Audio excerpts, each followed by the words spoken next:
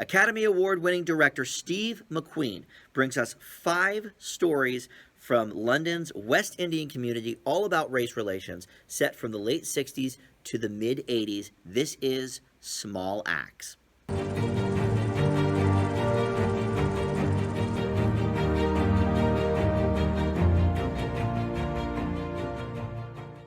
Hey everybody, Dan here. This is Dan Reviews It. Welcome to my channel. We are talking today about Small Axe, a series of 5 films directed by Oscar winner Steve McQueen. He won a Best Picture trophy for 12 Years a Slave, and now he is bringing us 5 different stories, but all with sort of a common thread throughout. They all are part of London from 20 to 30 plus years ago, and all having to do with race relations in the West Indian community. We're going to talk about Mangrove, Lover's Rock, Red, White, and Blue, Alex Wheatle, and Education. And unlike most of my reviews where I do the movie, the grade, and then we move on to the next one.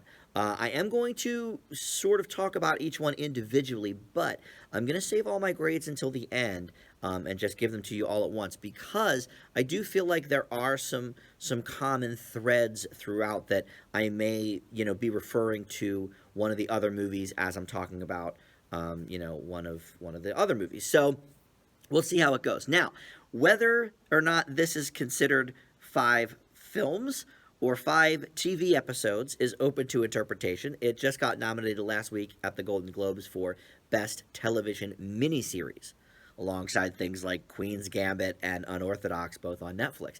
This is on Amazon Prime, and if you click on the link on Amazon Prime, it will say Episode 1, Episode 2, etc. And it was originally produced for and shown on BBC One, which is a television station. So, okay, possibly these are TV shows and TV episodes. However, I think it's just as correct to call them films. And certainly many critics had some of these on their best films of the year list. Some of them actually just listed Small Axe on the whole as one of their best films. I think that's a little bit of a cheat, if nothing else. But for my purposes on my channel, we will be talking about these, and I will be putting them on my 2020 movie list. I already did my best of 2020 for TV. I do not really consider these TV shows. If anything, maybe TV movies, since they did air on the BBC originally, but there's no doubt about it, these are films. And it even says on Amazon, even though it says episode 1, 2, 3, it says a series of 5 films. So take that for what it's worth. Not that that matters really, but if you're wondering why it was on a bunch of film lists for the best of 2020 and then the Golden Globes nominated it in the miniseries category, I would say that's why, because it originally did air on BBC One. And also, speaking of the Globes, John Boyega, which of course we'll talk about, did get a Best Actor in a miniseries nomination for Red, White, and Blue. So we will talk about that as we go along. That's the 3rd film in the series. We're going to talk about each one in order. They were released one each week for 5 weeks over November and December. So, like I said, these all are set in London from the late 60s to the mid-80s, and they're all about race relations in these communities. And the title, if you're wondering why Small Axe, it comes from a proverb originally: if you are the big tree, we are the small axe. But it was made popular in the 70s by a Bob Marley tune. So, and there's definitely some reggae elements to many of these movies, really. So let's start with the first one, and this is by far the longest. Each of these movies, except for Mangrove, is only a little bit over an hour. They're like between an hour and 5 minutes and an hour and 20 minutes. But this one clocks in at about 2 hours even. So by far, it's the longest one. In fact, it's a little longer than 2 hours. So this is almost double the length of some of the other films in the series, which I think is kind of interesting. Especially since it was shown on TV at first. I guess they carved out different amounts of time for these. But essentially, Mangrove is a true story.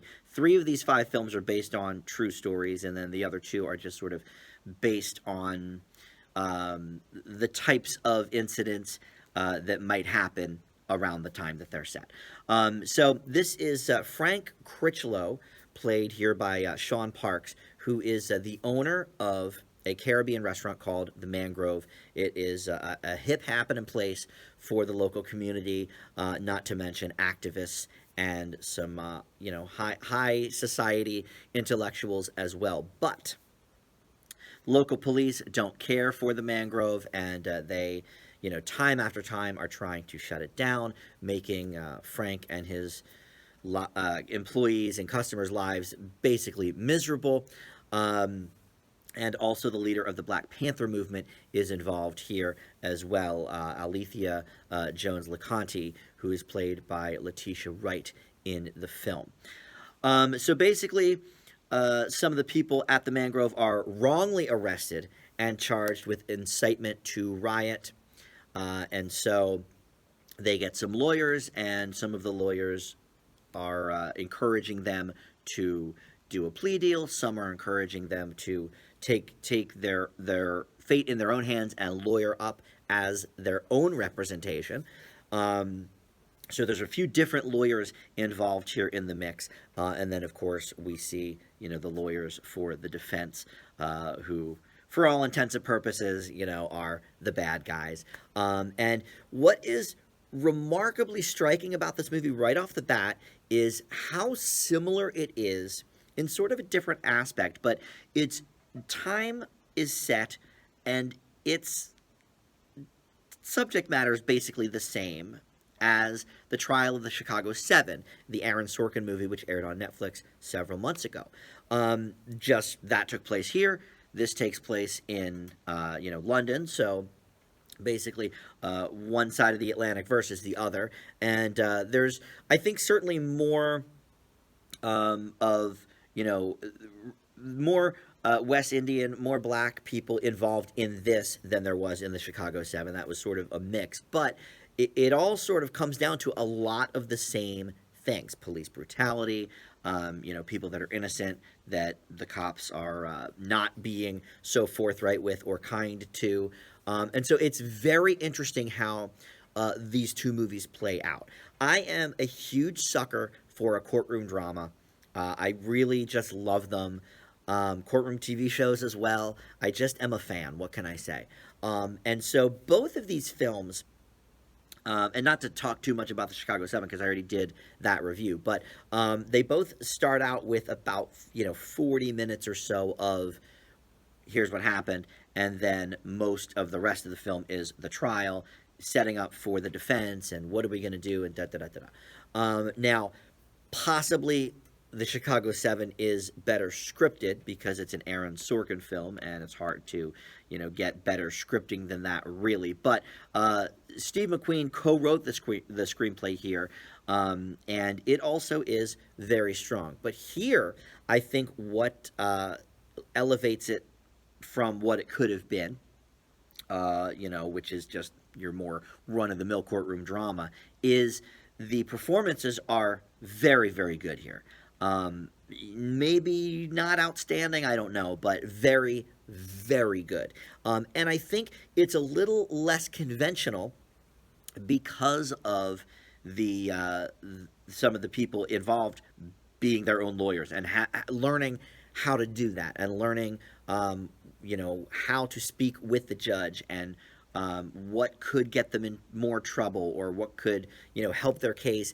And I thought that aspect was extremely interesting. And the cops here are very, very clearly in the wrong, because first you saw it happen, from everybody's vantage point involved at the Mangrove. But then you see the cops on the stand just telling complete fabrications. So where does it go from here? Well, this is based on a true story, like I said. So if you know about the case of the Mangrove, is it Mangrove 9? I think it is. Yes, in 1971. If you know the story, then you already know. But I don't do spoilers on this channel, so if you don't know the story, then you can watch the film and see for yourself how good it is. But I think that this is the best of the five. So I'm I don't know if it makes sense then to start out with the best, or maybe they just started out with it because it was the longest, and so they wanted to do it that way. But it led off some film festival, like the BFI Film Festival or something, which is the British Film Institute. I think that's what it was, but it led off the whole festival this year, and they sprinkled in the other small acts movies as the festival went on. But Steve McQueen is no stranger to starting that festival. Widows a few years ago started the festival as well. So, I don't know. Maybe start with a bang. One other thing that I thought was really, really gripping about this movie is that the score is very haunting. I actually tried to Google what type of score it is, like what type of music it is, but it's basically this minor key violin stuff that almost sounds like it would be at home in a horror movie, but because it's a drama, it takes on this entirely new meaning. I think in both situations, maybe you would feel uneasy, but whereas in a horror movie or a thriller, you would feel uneasy because, oh, something's going to jump out at me, da, da, da. But here, it almost is a manifestation of how the plaintiffs might be, or the defense, I should say, might be feeling with with the sorrow and the uneasiness. It's just, and it's not through the whole movie, but it's like at just the right times. I noticed it maybe 4 or 5 times, enough to take a mental note of it, that okay, I want to mention this when I review it. It was very, very. The last time I felt something where the score, other than an action picture where the score always sets the tone or whatever, the movie Jackie with Natalie Portman as Jackie Onassis had a very similar type of score where it was unsettling kind of as it went through. So I really just thought that was great. But anyway, let's move on. Like I said, I'm going to grade all these at the end, but I'll say right now, Mangrove is my favorite of all the films. So up next is Lovers Rock.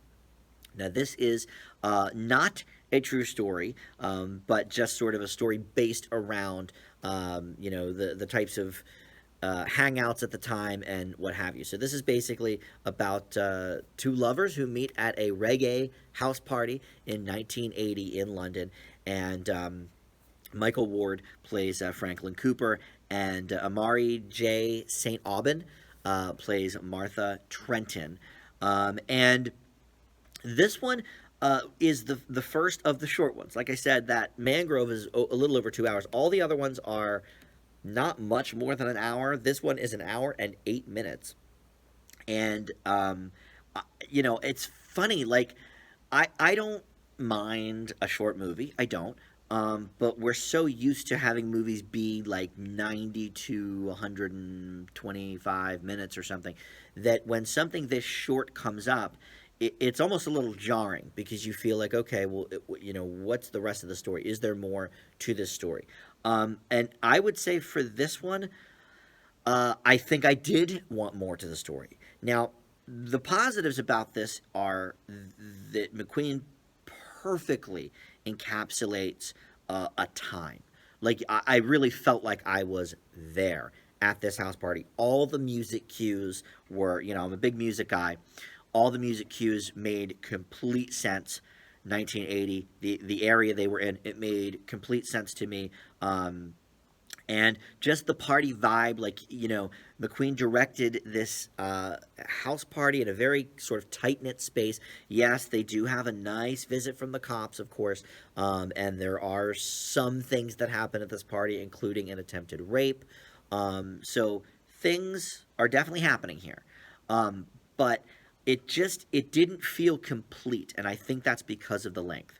And one thing that is sort of a recurring theme that we'll notice in these McQueen movies, and really it's gone back to a McQueen movie from a decade ago now called Shame with Michael Fassbender.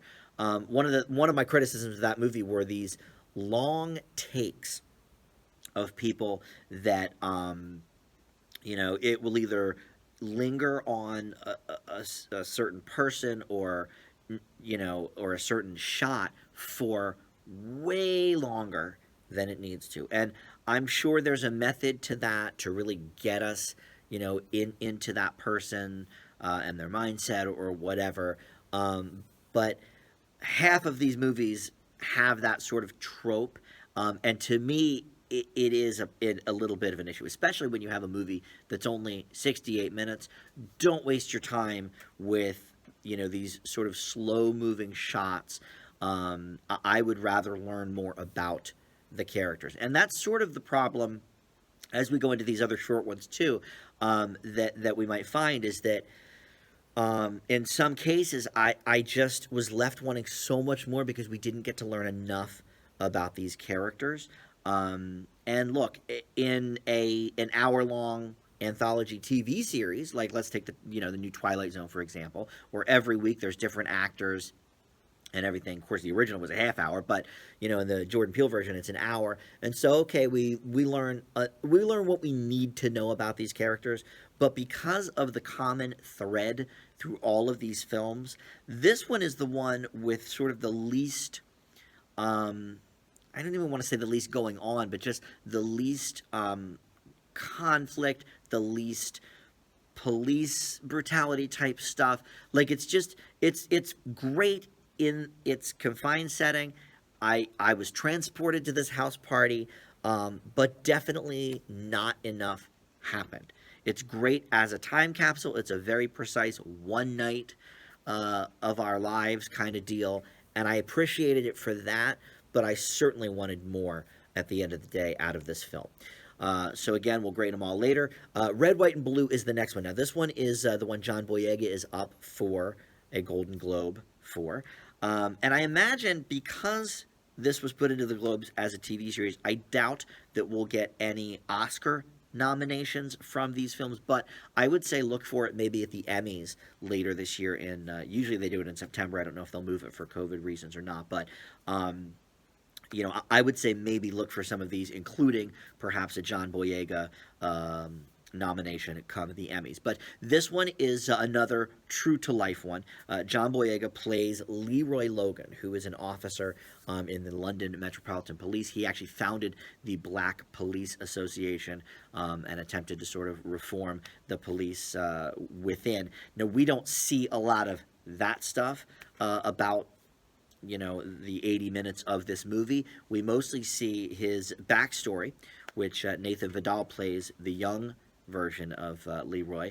And essentially he sort of is grown up to not trust cops, to hate cops, to not count on the cops for anything, and he sees his father being assaulted inappropriately by some cops, and he decides then and there, okay, I'm going to take this into my own hands. I'm going to try and help from within, much to the chagrin of certainly his father, but most of his family, really. He ends up, being in the police force and realizes just how corrupt from within it is. And John Boyega is great here. I think his nomination is deserved. I don't know. I don't remember who else was nominated, honestly, so I can't say if he was better or worse than the other nominees. I don't honestly remember in the actor category. Actress, I remember because I know Anya Taylor-Joy was up for Queen's Gambit, and some of the people from Mrs. America, I think, were up. But I don't know who his competition is. But he is great here. He is, I think, a really strong up-and-coming actor. Obviously, he's most known for the Star Wars stuff, and they even actually land a joke here about when he says he wants to join the Force. His buddy says, "Oh, like a Jedi." Okay, haha, Star Wars, wink, wink.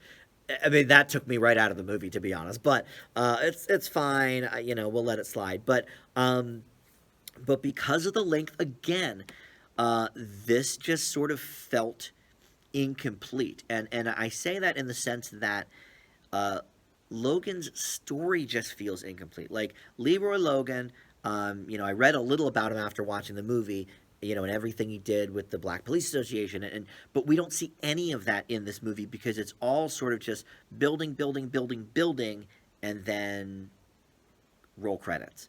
And to me, it's okay. And listen, these movies are all positive grades. For sure. these are all movies that I recommend. I want people to see them. But I think at just 80 minutes, you could have easily tacked on 20 minutes to this character. Now, unlike Lovers Rock, where we had to sort of deal with a lot of different people at once because it is a house party, this is definitely Leroy Logan's story. This is the Logan movie. And so, okay, we do get a lot of character development about him and his family, and even some of the guys inside the Force. We get some stuff about that too. So I can't say, like Lovers Rock, that this one suffers from being short because of no character development. This is definitely more so. I just wanted to see the end of the story. It felt like an incomplete tribute to this man. So, but John Boyega gives a great performance. This one is very riveting. I mean, it's interesting. I would say movies 1, 3, and 5. 5, of course, we'll talk to. We'll talk about. That's education. They're the ones that I think made me kind of feel the most and get the most angry and get those emotions swelling about, oh my God, like the system and this and that and the other thing. 2 and 4, a little different. 2 really because it had very little to do with things like police brutality and stuff, and more so just one night at this house party. And then the next one we're going to talk about, Alex Wheatle, is definitely police related and that sort of thing, which I guess we could talk about that now as we sort of move through these. I don't want to spend too much time on any one of them. I know I probably ran off at the mouth about Mangrove, but so Alex Wheatle's the next one. This is again co-written by McQueen. I think he co-wrote all of these with not the same person. So Cortina Newland helped him with Lovers Rock and Red, White, and Blue. And this other guy, Alistair Siddons, helped him with the other 3. So McQueen had his hand in all of them, but they were all sort of, two different people helped him co-write them. But anyway, this one is a true story again here. Alex Wheatle was or maybe he's still alive, a black British novelist. I guess he is still alive because this only took place 25 years ago, I think, 30 years ago. I keep forgetting what year it is. It's 2021. This actually takes place 40 years ago because 1981 is when they had this big uprising in Brixton, and he was, accused of being a part of that, and so he was sent to jail because of that. So he's played here by Sherry, I guess I should say, Sherry Cole.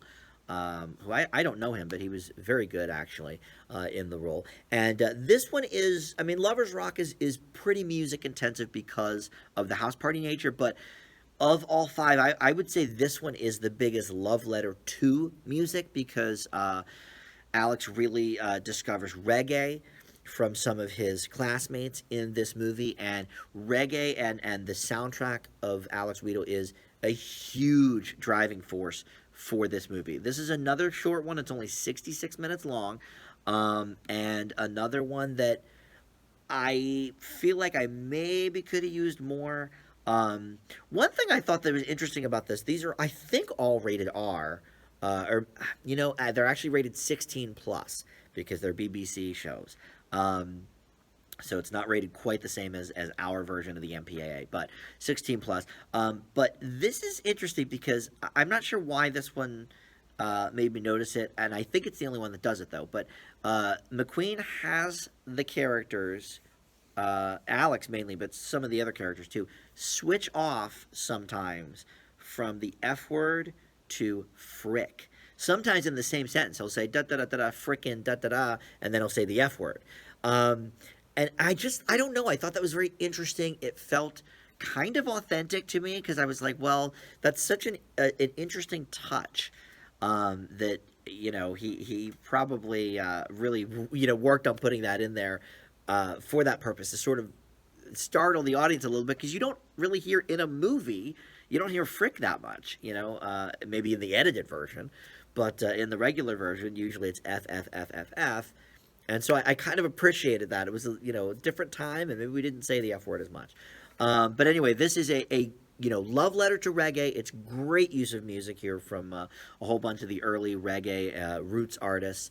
But it has such an erratic tone. I think because of, again, the short length. I think we're sort of shuffling from one thing to the other because, okay, yep, music is great. Let's get involved with the music, da, da, da, da, and then the cops come, and oh my gosh, and we sort of he only goes to jail sort of at the end of the movie, and then we fast forward to when he gets out of jail for maybe 5 minutes or something. And there's a great message at the end about getting educated, and apparently when this Alex Wheatle was in prison, in real life, he just read and read and read and read and educated himself on the system and educated himself on his history and this, that, and the other thing, like the history of his people. And I thought that was a great uplifting message. We don't see any of that in the movie, which that I was fine with. We didn't need to see him reading a book, knowing McQueen and the lingering shots. He could have just had Alex just reading a book forever. But this one, I think, has the worst of the lingering shots because there's times when, like, for example, somebody will just be laying on the ground, right? And they'll just linger on it for 30 seconds without the person moving or anything. They're alive, they're not dead. But it's like, it's supposed to be, okay, this is our we're supposed to be uncomfortable with this. We're supposed to put ourselves in their shoes and da da da. And that's fine. But like, I thought my Amazon Prime froze or something. I was just like, is this still going? And I paused it, and then like there was a faint little bit of music that stopped. I was like, oh, okay, I guess that's still the movie. It's my biggest issue with really all Steve McQueen movies. I don't remember if Widows did it, but I know Shame did it, and I feel like 12 Years a Slave probably did it too. But this one has a nice, powerful message at the end, and again, strong acting from the lead. So, all right, let's end here with education before we review or grade all of them, I should say. So, this one is fictional based on the characters involved, but it is based on real life things that really did happen to these kids in the 70s, where basically there were some London school districts that had an unofficial policy of transferring students, and primarily black students, from mainstream education to schools for the educationally subnormal, which is, essentially code for, the slow kids or whatever you want to call it. And so in 1971, there was a big expose about it. And so this was a real thing that happened to these poor little kids. And the lead actor here is Kenya Sandy. He plays Kingsley Smith, who is like 12 years old, something like that, who gets in trouble in school for things that he really, maybe didn't do, but because of, being from a poor background and maybe not focusing enough, he has some reading issues. And because of that, they sent him to this school. And it's like, I mean, kids that make animal noises instead of responding to questions, and teachers that just aren't even present. They just let the kids run wild for, half hour at a time. And it's that kind of place. And so the mother, Agnes, played by Charlene White, she, gets wind of this and decides to take some matters into her own hands. This movie is very, very good as well. It's another pretty short one. Actually, I think it's the shortest one. It's only 63 minutes. And I definitely would have liked to see more here. For example, how it's sort of, most of these films feel incomplete. Like, it's odd that Mangrove does have such a resolute ending when the other ones just all sort of end where there could have been another half hour of, okay, then here's what happened. So I don't know why he specifically chose to make Mangrove the one where we get an actual conclusion. But I definitely could have used more of this story, because this one is so captivating. This little kid here that plays Kingsley, Kenya Sandy, he is very good. He doesn't have a huge lot of things to say. I mean, he's a very soft-spoken kid, but he definitely conveys sort of his experience and his emotions with his acting. And here's another one where, the big lingering shot in shame that I thought was the most offensive was Carey Mulligan was singing a song at like some dive bar or whatever. And I mean, for 3.5 minutes, it was just a close-up shot of Carey Mulligan. It reminded me of the old Sinead O'Connor video, Nothing Compares to You. It was like nothing else. It was just a close-up on her face for a few minutes. Here, the teacher finally comes into the room to quote unquote teach these kids, and he is playing some animal song, House of the Rising Sun, and I thought, okay, well, they'll do like a verse of this and then flash to the next scene or whatever, the mom doing something.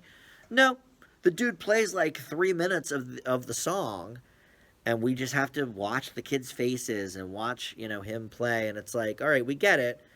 We're putting ourselves in the shoes of the kids, and this is very boring, and da-da-da-da. But at only 63 minutes, dude, you got to cut that out. Like, we got to advance the story here, because I really, really wanted to know, what was going to happen with this kid, and if his mom was going to be successful, and da-da-da-da. And I don't think we get a satisfying conclusion. But part of me thinks, okay, obviously he did that for a reason. He did that on purpose, and I think these are in a particular order as well, because I think this is a great ender to this series. I think it's a nice little cap, because it is a very uplifting ending. And I think it might not be a complete ending, in my opinion, but of the five, it is a pretty uplifting. I mean, I guess Alex Wheatle is too, because he educated himself and da-da-da. But like, this one, because Kingsley is a kid, it's almost like, okay, now this kid is going to be a part of the next generation of Mangrove people and, the John Boyega character people. And, he's going to, learn from his education and, hopefully change things and what have you. I don't know how things race-wise in London are these days. I don't really follow that, but I know how they are in America, and they still suck. It's so frustrating to see all these movies that reflect, the African American life in America today, and they were all obviously filmed before COVID, so they were filmed before George Floyd, before Breonna Taylor, like. The fact that it's like we're still going through all this BS. Oh, God. I don't get political on my channel, but it's just like, it's so frustrating to watch all these movies, and okay, if they take place in the 70s and 80s, it's a little more understandable. You're like, oh, yeah, man, things were bad then. And it's like, no, dude, they're also bad now, and it's horrible out there for certain people. But anyway, I thought this was a nice ender, though. And I appreciate that McQueen put this as the final film. So, listen, we're going to grade all of these. Like I said, Mangrove is the best, but they are all positive grades. Now, Rotten has these, like, way up there. Each one on Rotten, I think the lowest is 93% and the highest is 98%. The audience, a bit more mixed. For the whole series, Rotten has a 97% average for critics and a 66% average from the audience. Now, I try not to look at what specific people said so I can form my own opinion. So I don't know why the audience score is so low. Maybe people were a little annoyed that like the time was sort of slimmed down for some of these movies and we didn't get maybe enough exposition or enough characterization or whatever. But it's also Rotten Tomatoes. It could just be a bunch of racists or something. Who knows? But anyway, for me, this is definitely a recommended series of films. I wish it well at the Golden Globes, but I mean, I'm really kind of rooting for Queen's Gambit to win Best Miniseries. But either way, we're going to leave Mangrove with an A. Lover's Rock is going to get a B. Red, White, and Blue is going to get an A minus. Alex Wheatle is going to get a B. And Education is going to get a B plus. So there you go. All positive, like I said, the lowest of them is a B. And Mangrove, the exact same grade as the Chicago 7, which is an A. Again, impossible sort of not to, once I've seen Chicago 7, impossible sort of not to compare the two, but they're both really, I mean, they're A caliber movies for different reasons, even though they have a lot of similarities. Um, and I urge you to watch both of those movies too. If you watch one Small Axe movie, make it Mangrove, really. So anyway, that will do it. Thank you so much for watching. We still have a lot of ground to cover for my 2020 movies. I have a lot of documentaries that I've been watching. I think we're going to do a whole big, like, long form documentary video. And then there's a bunch of things that got nominated for the Golden Globes I never even heard of. So I got to start watching some of the award contenders. Nomadland with Frances McDormand, I had heard of, just hadn't seen it yet. There's a couple others in there in that category, but then there's like 3 or 4 I never even heard of. So I got to seek out. I know there's a couple that have not even been released yet. So anyway, through the end of February, I'll be unpacking all the rest of the 2020 movies. But thank you for watching my Small Axe video. Please subscribe if you're new here and enjoyed this video. And please hit that like button too. That helps out the channel. And we'll see you back here next time. Bye.